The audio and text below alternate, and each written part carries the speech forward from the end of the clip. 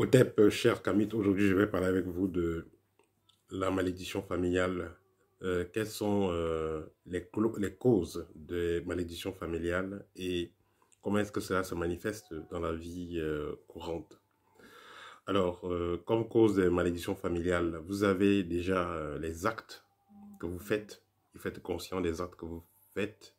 Il faut comprendre que les actes que vous faites, ça va agir sur votre destinée et sur celle de vos enfants, donc sur votre descendance. Je vais par exemple prendre le cas d'un parent qui a assassiné un groupe de personnes pour ses intérêts personnels et par la suite peut-être des personnes ont eu à faire des rituels de punition ou même tout simplement la nature décide de punir la personne. Cette punition va toucher la personne de son vivant et pourra également toucher les descendants de cette personne-là parce que tout ce que cette personne aura fait va laisser donc une empreinte énergétique sur ses descendants, sur sa famille et sur sa descendance. Ensuite, vous avez le cas des alliances. Il y a des alliances qui créent des malédictions familiales. Vous allez voir par exemple dans une famille, un monsieur peut-être parce qu'il veut un poste dans un gouvernement ou dans une compagnie ou dans je ne sais pas trop quoi, décide donc de marier une de ses filles à un esprit et pour avoir des avantages. Sa fille aura des problèmes dans son couple, mais lui, il aura des avantages dans son boulot. Ça, c'est considéré aussi comme une malédiction familiale. Vous allez voir, il y a des femmes qui sont très difficiles à vivre. Je vais en parler tout à l'heure.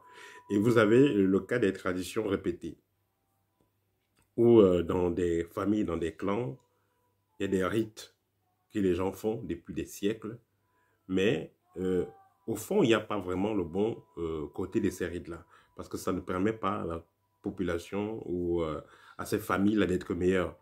Quand vous faites un rite, ce rite est supposé, si vous faites un rite traditionnel, c'est supposé vous apporter des résultats. Si vous faites un rite, peu importe le rite ou le rituel, si vous n'avez pas des effets positifs, ne faites plus ce rituel. Voilà, ne faites plus, ça veut dire que ça ne vous correspond pas, ou c'est pas bien pour vous. Alors, quels sont donc les quatre les quatre types de malédictions familiales les plus connus? Nous avons déjà la pauvreté. Oui, la pauvreté, c'est une malédiction familiale. Parce qu'il y a des gens qui viennent de familles pauvres et qui finissent dans des familles, qui finissent par réaliser quelque chose de positif. Mais il y a des gens qui sortent des familles pauvres et qui ne vont que rester dans les familles pauvres, qui ne vont que créer des familles pauvres. Il y a des femmes que vous mettez dans votre vie, elles vous apportent la pauvreté et va transmettre cette énergie de pauvreté à vos enfants. Pareil aussi, il y a des hommes aussi comme ça. Donc, la pauvreté, déjà, c'est une malédiction familiale, c'est une malédiction qui vient du sang. Il y a des gens comme ça. Donc, tout ce que vous allez faire, ils ne peuvent que être pauvres. Donc, c'est des gens qui auront toujours une mentalité d'esclave, qui auront toujours toujours en train de se plaindre. C'est des personnes que vous allez voir qui n'ont pas d'ambition, qui ne veulent rien créer, qui n'ont pas de vision. Et tout ce que vous allez mettre dans les mains de ces personnes-là, ils vont toujours dilapider. Elles sont comme si elles sont possédées, en fait. Voilà, ça c'est le premier cas. Le deuxième cas, c'est le cas des divorces. Donc, les personnes qui ne peuvent pas créer une relation normale. Hein. Donc, on a aussi le cas des familles monoparentales, dont une famille à un seul parent, avec les mères célibataires et tout ça. C'est aussi considéré comme une malédiction familiale. Et il faut comprendre que l'homme, d'après la nature, l'homme doit être avec la femme. Vous voyez, tout va, il y a cette dualité-là, mais qui va ensemble. Donc, vous avez le lion avec la lionne, vous avez le chien avec la chienne, le chat avec la chatte, ainsi de suite. Le coq avec la poule. L'homme doit être avec la femme. Mais quand vous voyez des cas où la femme ne peut pas être avec un homme, soit à cause de la société, féminisme et tout ça. Un autre cas où la femme ne peut pas être avec l'homme parce que c'est mystique. Voilà, et déjà on sait très bien les conséquences des mères célibataires ou des couples monoparentales. D'après certaines études, nous avons 70% des cas de suicide des adolescents, c'est les cas des familles où il n'y avait pas de papa. Donc il n'y avait qu'un seul parent, il n'y avait que la maman. 70% des cas de grossesse prématurée, c'était également c'est également ce type de famille-là. 70% et 75, 70-75% des mineurs en prison. Vous avez 75% de toxicomanes et tout ça. Tout ça, c'est les familles monoparentales. Donc, c'est quelque chose de... je vais dire que c'est une malédiction. Voilà. Vous avez les cas également qui renvoient toujours à cela, à des séparations et des couples qui ne tiennent pas la route, mais qui sont plutôt liés à des pratiques magiques. Parce qu'il y a aussi des familles où, non seulement il y a des familles où le parent va marier la fille à un esprit pour avoir des intérêts. Il y a des cas où la fille sera plutôt, voilà, elle sera plutôt sacrifiée. Voilà, donc on a sacrifié son couple. Pas qu'on a sacrifié, on a sacrifié son couple.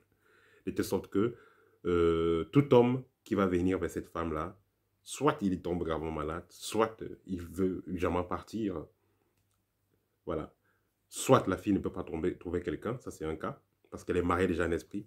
Soit la fille, peu importe le cas, peu importe l'homme qui vient vers elle, est toujours donc l'homme veut toujours laisser cette fille-là, parce que justement, cette fille-là n'a pas, elle n'a pas de lumière. Elle est comme si on l'avait absorbée.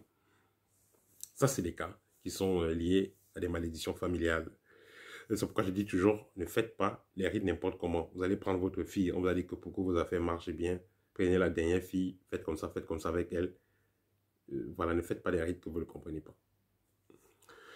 Ensuite, vous avez les cas de sorcellerie aussi, qui sont des malédictions familiales. Parce qu'il y a des gens, il y a des familles où dès que vous mettez les mains là-bas, vous partez. Hein. On n'entre pas dans n'importe quelle famille. Il y a des familles, vous allez épouser une femme là-bas, vous allez épouser un homme là-bas, vous vous retrouvez dans la merde. Parce que cette famille-là a une malédiction familiale. Et le quatrième cas, ce sera les maladies héréditaires et ces maladies émotionnelles qui sont liées à des malédictions familiales. Vous aurez, comme moi j'étais dans la zone de l'Est à l'époque, j'ai connu cette tribu-là, on les appelle les Bayas. Donc à l'Est, il y a les Bayas, il y a les Makas et tout ça. Et il y a une tribu, voilà, chez les Bayas. Là-bas, j'ai vu beaucoup de personnes qui avaient ce type de problème-là, beaucoup de femmes. Donc vous allez voir la femme avec son homme, ils s'amourachent, ils sont tranquilles, mais demain, c'est l'homme qui pousse la femme avec la machette, il va la tuer, ils se réconcilient encore, après demain, c'est la femme qui poursuit son homme avec la machette, elle veut tuer son homme, et ainsi de suite. Donc tu sens comme s'il y a un problème, il y a un problème. Et vous allez retrouver ça un peu dans beaucoup de zones, dans plusieurs zones géographiques. Il y a des personnes qui ne sont pas stables dans la tête. Voilà. Vous allez voir ces personnes-là, la personne est présentable, calme. Mais parfois, la personne pète les plombs, vous ne reconnaissez pas la personne. Comme s'il y avait un mauvais esprit qui commençait à agir dans cette personne-là. Ça, c'est aussi des cas de malédiction familiale. Et quand on ferait des recherches, on va dire que la grand-mère était comme ça. Elle était très belle, mais avec cause de son comportement, elle n'a jamais été mariée. Elle avait peut-être 4 enfants ou 5 enfants avec 5 pères différents. Très belle. Tout le monde voulait être avec elle. Ou peut-être que la grand-mère était comme ça. Elle n'a pas eu d'enfants. Elle était très belle, mais elle avait un comportement bizarre. Ça également, c'est des malédictions familiales. Alors, pour conclure, toutes ces malédictions familiales, que ce soit pauvreté, dans l'esprit de pauvreté, que ce soit l'esprit de célibat, de solitude ou d'abandon, que ce soit l'esprit de sorcellerie, que ce soit l'esprit de maladie ou des troubles émotionnels, tout cela est réglable. Comment c'est réglable? Parce que tous ces problèmes-là, on va dire que ce sont des problèmes énergétiques. Ça veut dire que vous avez, votre structure énergétique n'est plus stable. Elle est déjà corrompue, elle est déjà troublée par rapport à des rites, par rapport à des choses qui ont été faites. Donc, vous pouvez, avec l'initiation, avec un travail spirituel, vous pouvez remédier à ce problème et voir comment votre vie va changer. C'est pourquoi on dit souvent qu'il n'y a pas de factum. Si on a la connaissance spirituelle, il n'y a pas de factum. Ce qui a été déréglé dans votre vie peut être réglé. Et la première étape va consister déjà à faire un petit examen, c'est-à-dire essayer de voir un peu votre vie, où est-ce que vous êtes. Est-ce que vous avez toujours des situations financières bizarres? Est-ce que vous ne faites jamais rien avec votre argent? Est-ce que chaque fois qu'on vous a donné les grandes sommes, est-ce que vous avez perdu ça bizarrement? Est-ce que vous n'avez pas vraiment de projet? Donc, posez-vous la question. Est-ce que vous avez une malédiction familiale liée à l'esprit de pauvreté? Est-ce que c'est plutôt l'esprit de célibat? Dans les relations que vous avez eues, vous êtes séparés, pourquoi? Est-ce que vous n'avez pas fait d'erreur? Est-ce que tout se passait bien, vous vous êtes séparés comme ça? Ensuite, est-ce que émotionnellement vous êtes stable? Est-ce que vous êtes une personne qui a une source qui est sorcier et qui veut toujours, cherche toujours à nuire aux autres? Est-ce que, voilà, est-ce que vous êtes en paix spirituellement? Donc, posez-vous la question et vous pouvez savoir si vous êtes victime de malédiction familiale ou pas. Parce que la première étape consiste, comme je l'ai dit, à savoir si vous en êtes victime ou pas. Parce que si vous n'êtes pas victime, bref, si vous ne savez pas que vous êtes victime autant que moi, c'est comme quelqu'un qui ne sait pas qu'il est malade. S'il ne sait pas qu'il est malade, il ne sera jamais guéri. Donc c'est ça la première étape. Voilà, c'était le partage que je voulais faire avec vous aujourd'hui. Peut-être et à bientôt.